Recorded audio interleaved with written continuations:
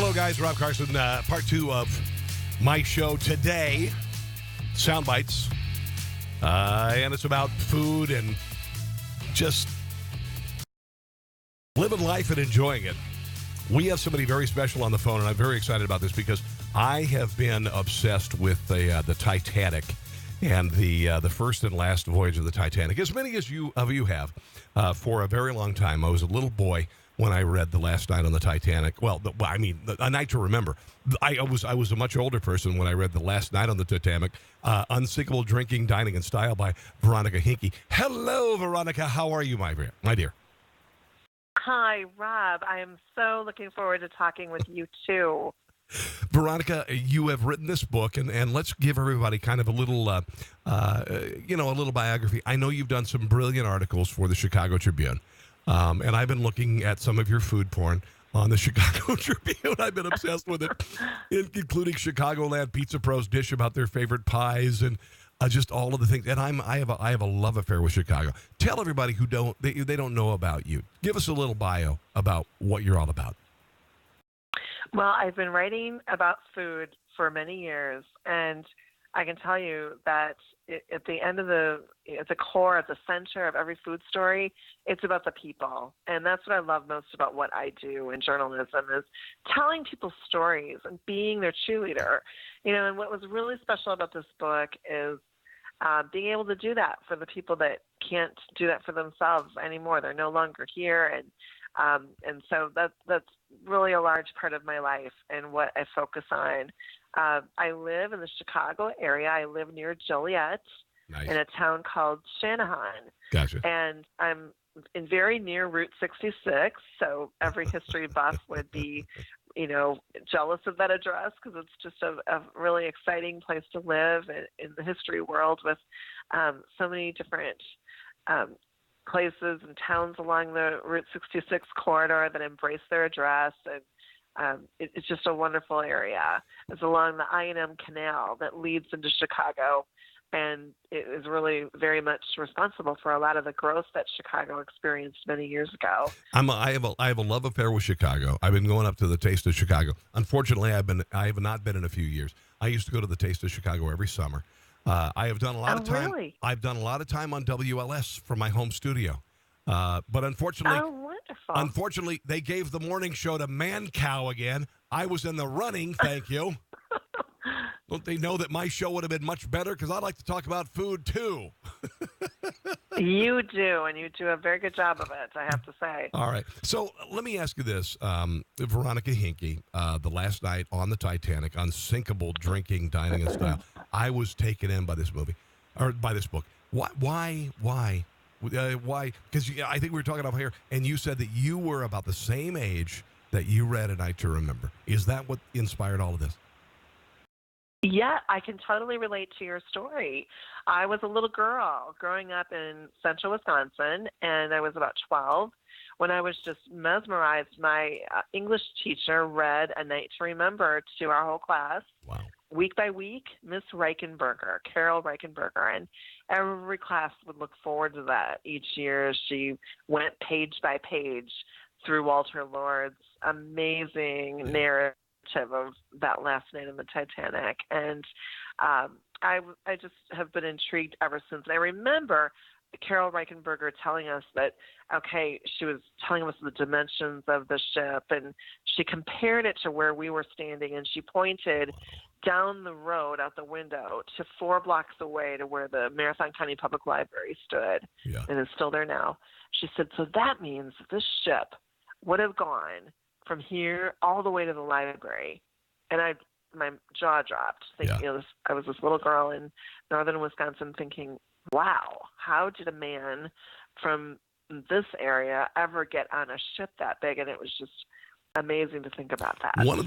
I just wanted to know more. One of the things that I noticed about your book was all of the ties to the Midwest that many of the people on the ship had, including the unsinkable Molly Brown. There were a lot of ties to, and I'm a Midwesterner, so I thought that was very fascinating. That you think that some of the people in first class were from, Missouri. Right, and Green Bay, the Minahans, yes. And You know, that's one of the things I love about delving into these stories of these passengers, because the whole United States is very well represented. One of the things that I noticed, and obviously I have always understood that there were differences between first, second class, and steerage, but until I read your book, it really, really hit home for me. In first class, they had Dionysian feasts.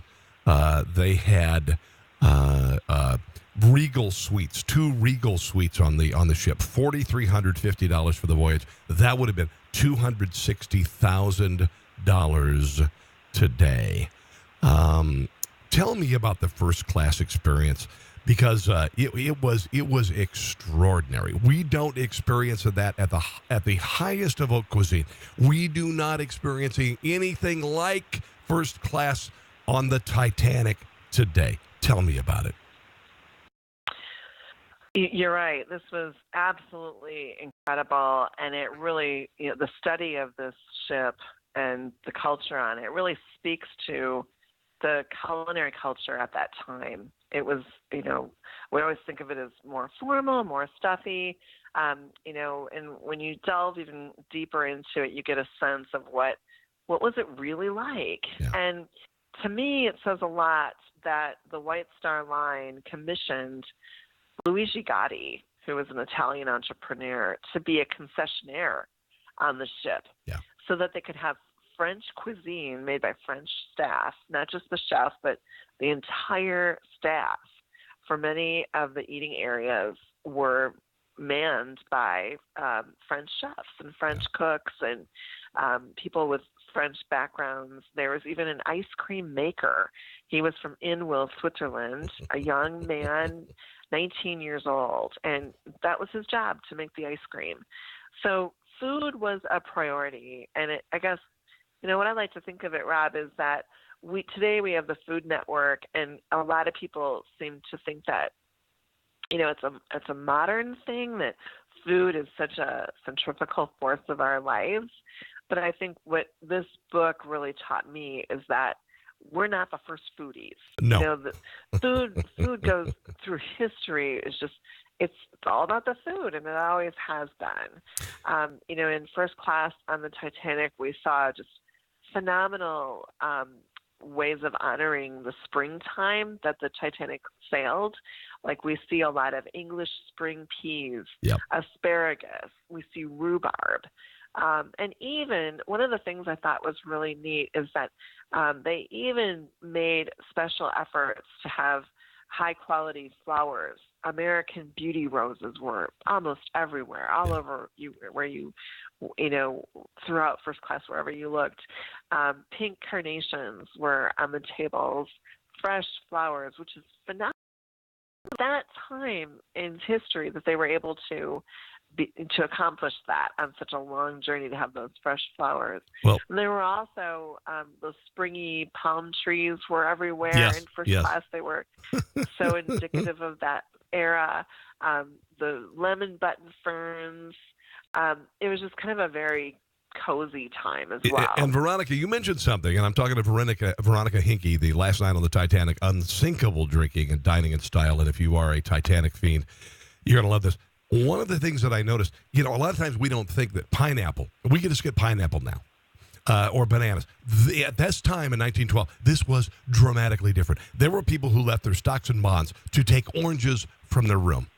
I read that in your book. I was blown away because they were so rare. They were something you don't get all the time. So yes, and it's we take these foods for granted now, and we should. They're ubiquitous. They're all around us. But there was a time when an orange was a luxury. Yeah. One of the things I also noticed, you talked about Henry Wilson and Company doing the kitchens on the Titanic. And there were a lot of exceptional things on the Titanic, including electric toasters, state-of-the-art. I heard there was a sorbet maker. This was incredibly innovative for the time. Tell me a little bit about that. Well, it was incredibly innovative. And when I think of the people that operated these tools, that's where this book really came together, was looking at their lives. The young man I mentioned earlier, the ice cream maker who, works with these types of tools, he went on that journey and he told his parents, I have to make this crossing on the Titanic because when I'm done, I'll be able to get any job in culinary in any of the best hotels in London. Yeah. And so this was a pivotal journey for these people that were working with these tools. And it was a really special time in all these people's lives. Yeah. There were several, and I don't even know how I get to all of this tonight because honestly, there's so much to cover. Veronica Hinke, author of The Last Night on the Titanic, Unsinkable Drinking, Dining in Style. There's so much to get to. But there were some major differences between the classes, obviously, on the ship. Between the first class and the second class, obviously, there were a number of different dining options that were dramatically different upstairs. Upstairs, you literally you would show up to dinner in a tuxedo. Second class still had some dramatic accoutrement that were brilliant. Third class, it was still special for the people in third class, but you still got fed things like, I noticed, gruel. There was some gruel. Yeah. I'm like, oh, delicious gruel. Gruel, cabin biscuits and cheese. That was one of the big things in first class. This was so dramatically different compared to the cruise ships of today. There was a dramatic difference between the classes. In fact, even to the tune that, 573 people died in third class because nobody cared about them. Talk a little bit about the differences between the classes on the ship. Well, in terms of what their days were like, there were major distinctions. One being that the main meal of the day with third class passengers was the midday meal.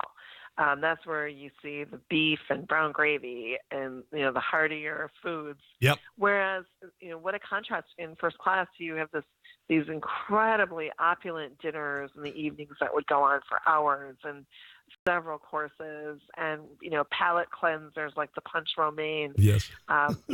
Just amazing features that we wouldn't normally see in third class. We didn't see in third class.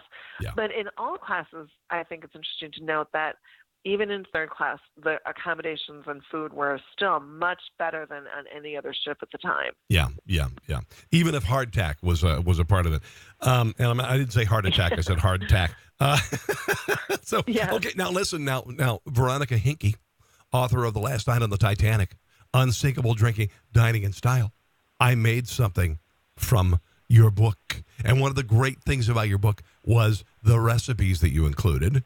And you've tried to guess. You have tried to, and what I did is I did things that were in my cabinets and in my fridge, and I made it today. Would you like to guess what I made today? Well, I thought it might be a sago, and it's not Welsh rarebit. It is a slightly cliche, just because these are the ingredients that I had.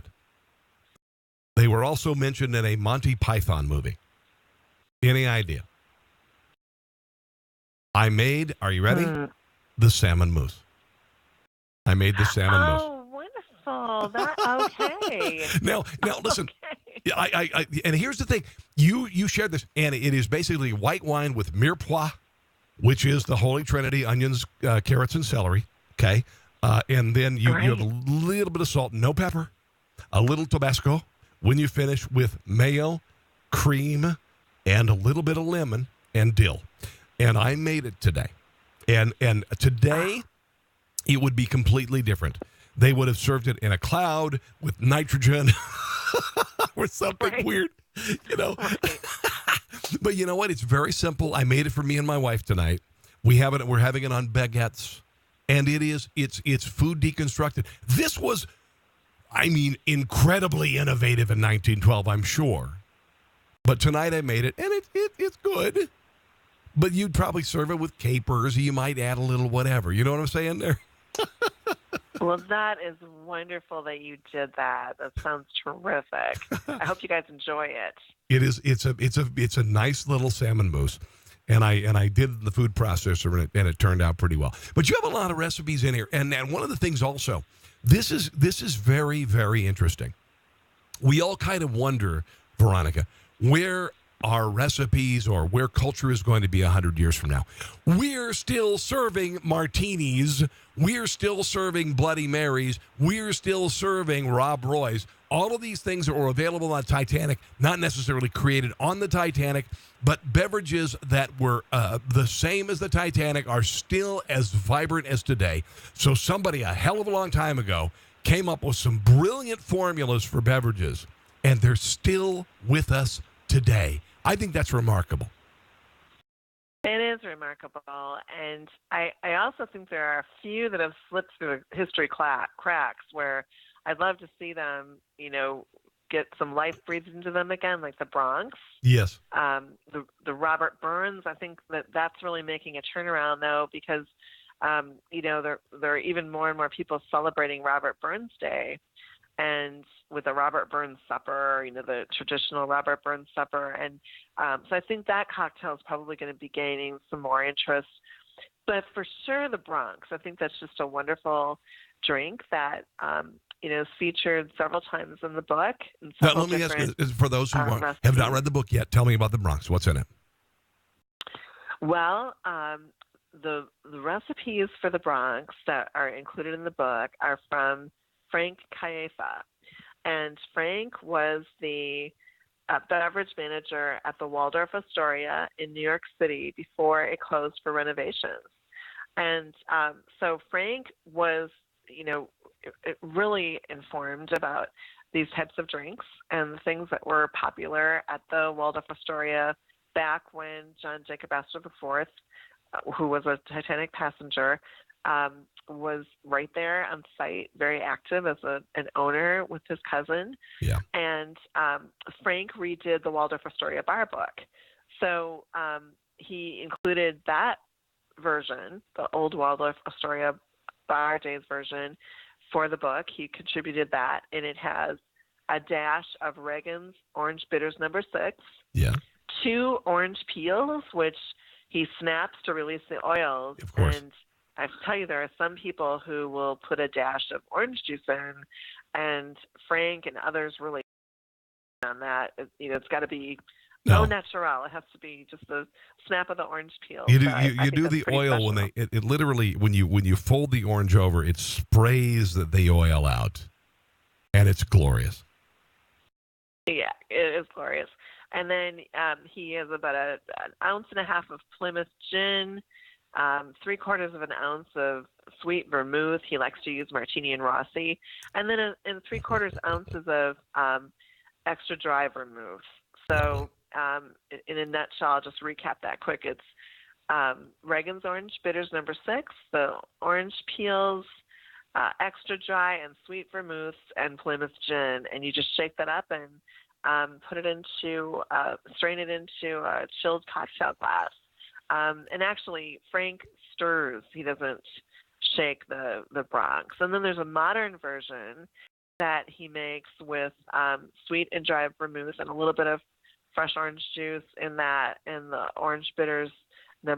6. So the old-fashioned version is the one that he really likes with the snap of the orange peel. So I was delighted to be able to include those in the book, because we just don't see enough of the Bronx these days, I don't think. Yeah. We're talking to Veronica Hinke, the author of Titanic, Unsinkable Drinking, Dining in Style. One of the couple of things that I noticed that were pretty interesting, like, for instance, in the first class menu, there was oysters a la Russe.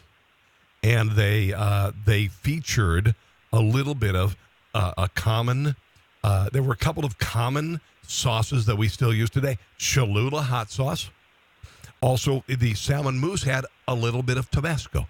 Were those available at that time, or were they added to the recipes in the book?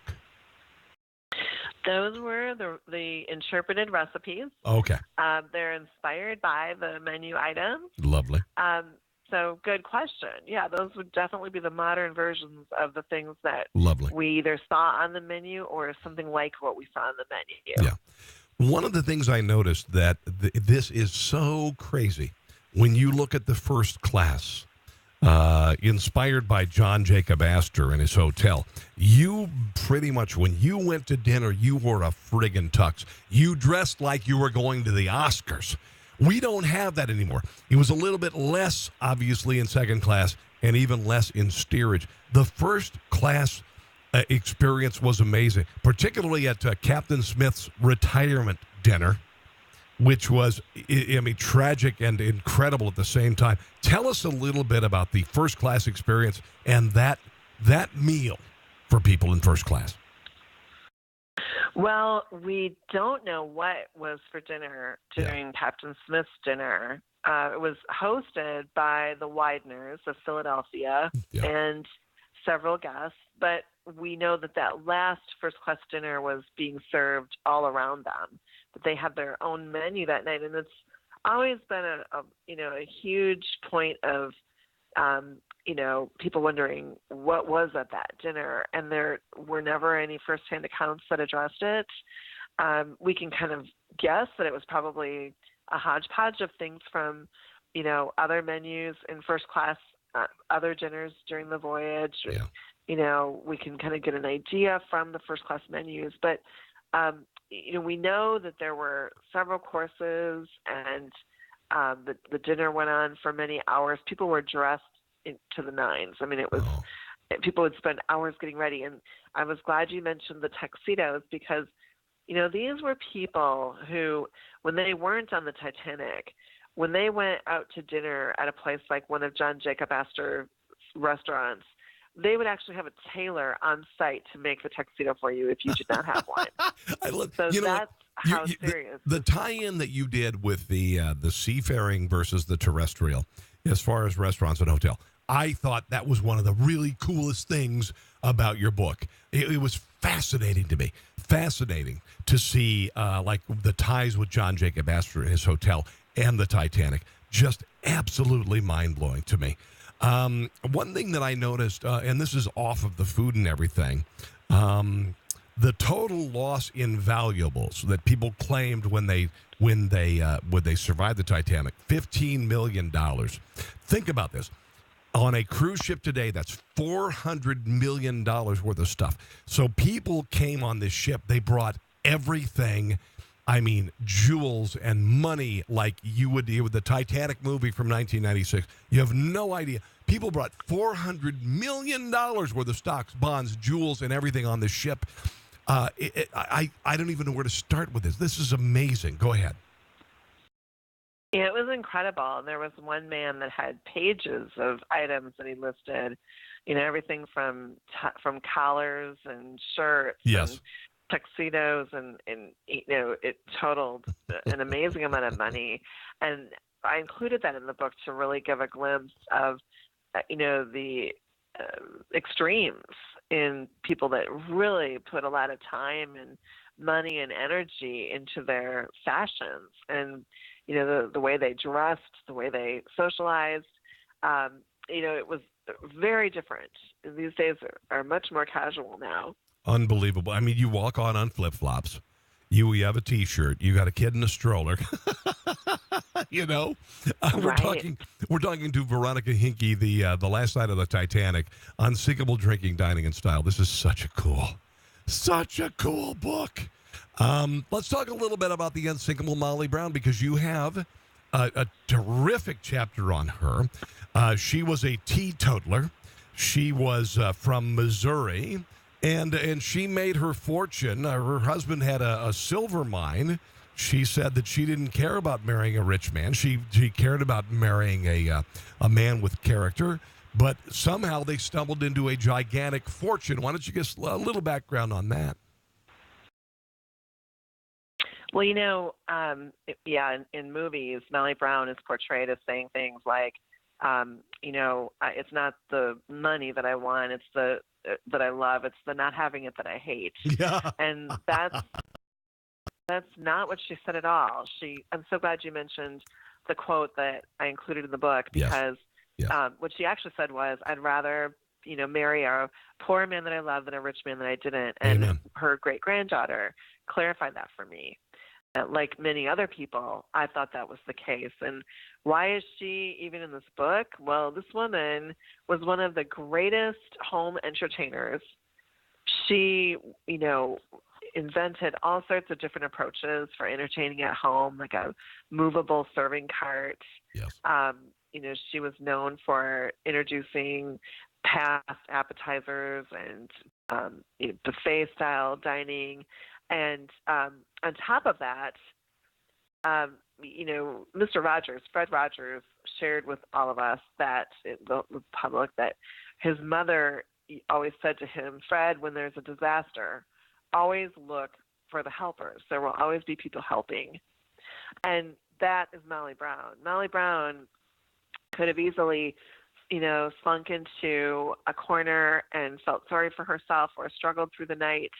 Instead, she thought of ways for her fellow female passengers that were in the lifeboat together to stay warm. She encouraged them to row through the night. When she got on the Carpathia, the ship that picked them up from the iceberg-infested waters, the Carpathia braved through this water to get to them.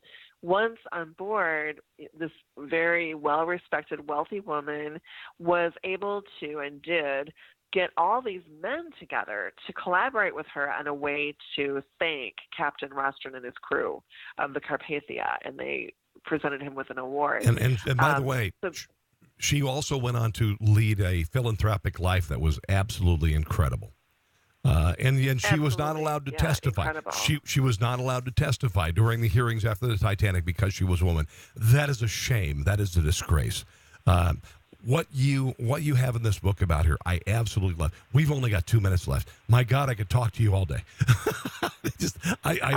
Thank you. I love Me this. too. I love this. I read the Welsh rare bit. Was that the first grilled cheese sandwich? I like to think of it as one of the first or a predecessor to the grilled cheese, or who knows which came first, but I know we can, they can relate. People get a really good sense of what the Welsh rarebit is and why did we include it in the book. It was on a menu that Elise Lurette, who is from Paris, was carrying with her when she, got in a lifeboat, and she had been studying that menu beforehand, before the dinner, and she crossed out Welsh rarebit. In other words, we're not going to eat that. We're not going to try that. It must have been a great selection for her to choose from, and she had to narrow her options down. So we did a study of Welsh rarebit, and we have several different recipes, one from the Cock and Bull in New York and one from Tea and Sympathy in New York, to celebrate this really interesting dish. I think it's just it's an open-faced it's an open-faced grilled cheese sandwich. It is, okay. Yes, definitely, and they're delicious. And I know Tea and Sympathy serves them with tomato slices, so nothing wrong with that. Who knows? They might have been like that on the Titanic, but all we know for sure is that Welsh rarebit was on at least one menu. Veronica, I hate to say goodbye to you. We just have enough time for about another minute on the show. I really have enjoyed conversing with you. And I've done a lot of studying on the Titanic, and I really enjoyed your book because you not only talked about the food elements, but also the people on the ship and tying it with the terrestrial elements. It's fascinating. I'd love to have you on again sometime. The last night on the Titanic, Unsinkable Drinking, Dining in Style. Veronica Hinke, God bless you. God bless the city of Chicago. If I could do radio there, I would do it tomorrow. Thank you for joining me today. I appreciate it. Oh, thank you so much, Rob. It was a pleasure. All right. We'll be in touch. I will send you a link to this glorious podcast, and we'll have you on again soon, okay? All right. You have a good evening, okay? I would love that. You have a wonderful evening too, Rob. Thank you. All right, very good. Get this book. It is so ridiculously cool. Last night on the Titanic, Unsinkable Drinking, Dining in Style, Veronica Hinke. My name is Rob Carson. This is Spoonie.com, Spoonie Radio. Thank you for joining me. We'll see you again very soon.